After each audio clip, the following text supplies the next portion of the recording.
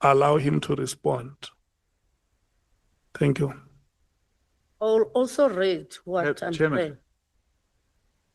I I haven't finished answering the question. Yeah, that's exactly what I'm saying. I'll start where I've ended. No, Honorable Sokanyil. Let him respond to that question.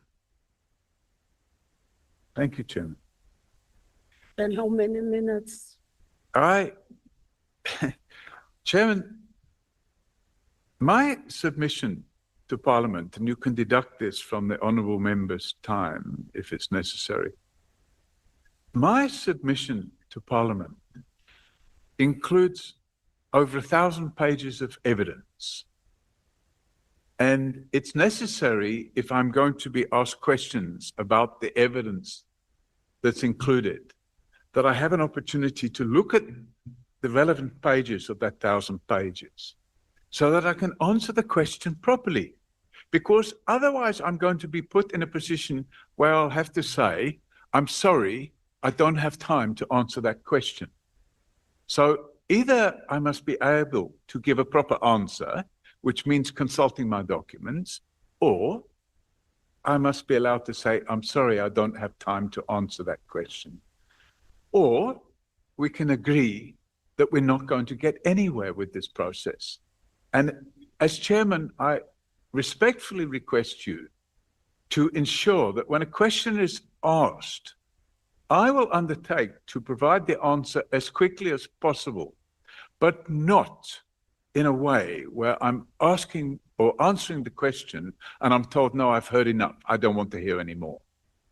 And that's really the reality. Explaining the process. So, Chairman, the allegation is I'm asked to explain why I told him to enter the Sabia. In fact, if you look at page 799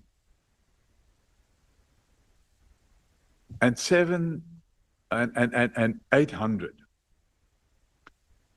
this is the crime intelligence official that's doing the talking. My name is Paul, you can see it there. So he's talking CI, we're talking about millions. Now I think it's billions already. I personally went to the Hawks office in Pretoria, the forensic department, and I had a meeting with some of the generals there presenting this case, and they were happy. Oh, this is a good case, we're going to make a difference, blah, blah, blah. Because I already knew, this is now the informant telling me, not me saying it, because I knew already Khumalo was corrupt. So I didn't want to go via him, but I went to the forensic department and I said, And then when we're back, I did all the applications I was supposed to put in and I sent them there. And the applications went to, who's this guy now? This guy, this Sabia. Is it Sabia, that one is in charge of forensic and stuff? And I said, Sabia is the, what do you call it? DivCom detectives. Yeah, the one that is fighting with Khumalo and Masamula. And then he says, who is Mkhwanazi fighting with a lot? He's saying it, not me. Is it Sabia? I said, yeah. Sabia, Mkhwanazi, and Khumalo and Masamula, they're all fighting with Sabia. Then he says, yes, Sabia. Now someone told me that Sabia and Khumalo, they are fighting. So then he says, so I went to the forensic department because Sabia is in charge of the forensic department. So it's not me telling him, don't go to Khumalo, go to Sabia. He took the decision to go to Sabia. Yeah, thank you. And if I can be allowed to answer in this way, we're going to move along much quicker. Yeah, you have the answer is provided now. Let's allow the member. The two of you must look at each other in the eyes and have the conversation. No, I'm looking at him. You know, I'm just asking a question because it's written. You are reading other lines, leaving out a line that you are saying Sibia can be trusted because he is against Masam. I'm not there. I got your answer and I got your attitude that you don't want General Masemula, General Khumalo, and General Mkhwanazi. You are saying Sibia can be trusted. You are saying that to the informant. Where am I? Also, no. I'm going to another question now. My 15 minutes are going. I'll give you all those lines that are it's from your mouth. Let me go to another question. Why did you suddenly disinvest in property development here in South Africa, especially in 2025? Actually, it was in 2020. Just in a summarized form.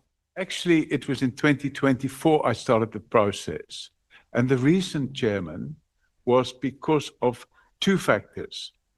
The first factor is the July riots that took place in KZN and the damage to the economy of 100 billion rand.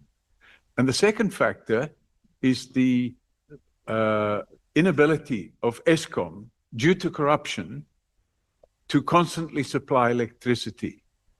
And those two factors caused a marked decrease in the value of property in South Africa. So in 2025, I sold assets and I moved the money offshore for the simple reason that keeping the money onshore was costing more in the long run. And on the properties that I disposed of, I probably lost somewhere in the region of about 10 million rand.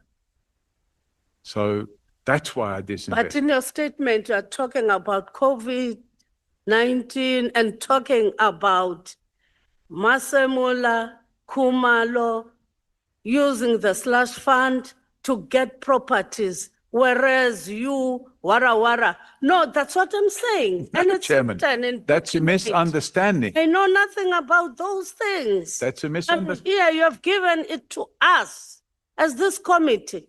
Just leave it out. You didn't know that. You are going to read that. Surely. You know, to me, coming here in South Africa, under the pretense of saying that you are coming for property development, now I'm looking at you with other eyes, coming here to say that we are coming for property development, but you looked at the whole, at the loophole in our subs, and then you entered, whereby you made yourself the Messiah, and you have removed many generals in our subs under the pretense that you are assisting South Africa to fight crime through your companies. Because if you can go to what is written, your discussions with Sarah Jane Trent, it leaves a lot to be desired. But let me go straight to another. Chair, what is the question there? Is it a statement or a question? During the appearance of Mr. Kabinde here. She has not asked a question. No, it's not a question. She was just making a I'm statement. just ventilating. Allow her to finish and then you will come and speak. Just ventilating. I can see that. Yeah. You know, Mr. Kabinde, when he was here in the committee, read out a text being threatened by you.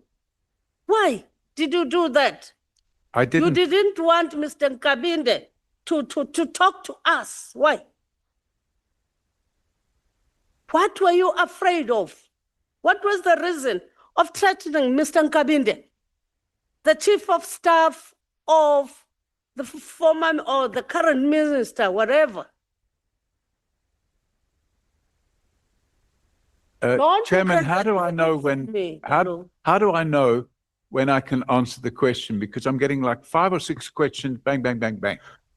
Can I just get a question, one question at a time? Listen here, Mr. Paul Robert O'Sullivan and Honorable Sokanyil.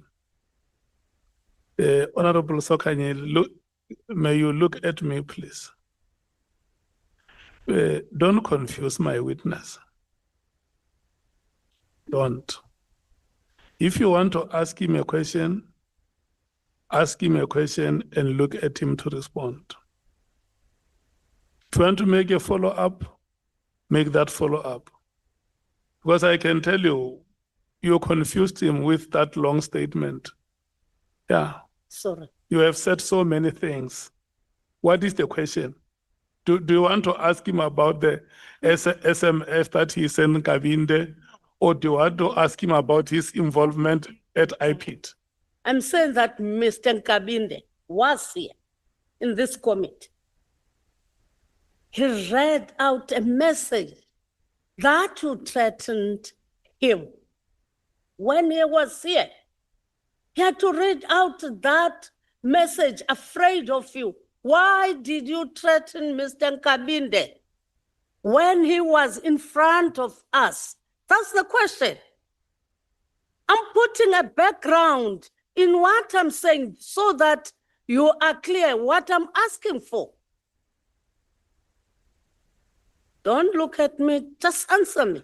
I'm waiting for you to finish. I finished. Okay, so I think, honorable member, if you can say, I've now finished answering my question, I will know that you're finished. I'll do that. In the first place, I didn't threaten him. I told him that it was a criminal offense to lie under oath, and you can go to prison for that. And I said to him, you're a lying crook and you belong in prison. Because what happened to me, I received a WhatsApp. I wasn't watching. If someone does Wait, that Chairman, to you, Can I when you are finish sitting answering there. the question? Because we're not getting anywhere like this. I'm trying to answer the question and I'm being interrupted again. Yeah, so you confirm that that message was yours? Yeah. No, Chairman, I did not threaten him. I told him that it's an offense to lie under oath in Parliament. It's okay. Do you confirm that you sent that message to Mr. Nkabinde? I sent that message Thank, to him, thank you. but I wasn't watching him. Read the message. What did it say? I'll have to find it. Actually, Why are you lying under oath? Why crook? wait. You are If left. someone- You are okay. left. No, it's you are fine. left with 2 minutes to No, continue. it's fine. You, This is what I said to him. I sent him a copy. got the message, remember? Chairman,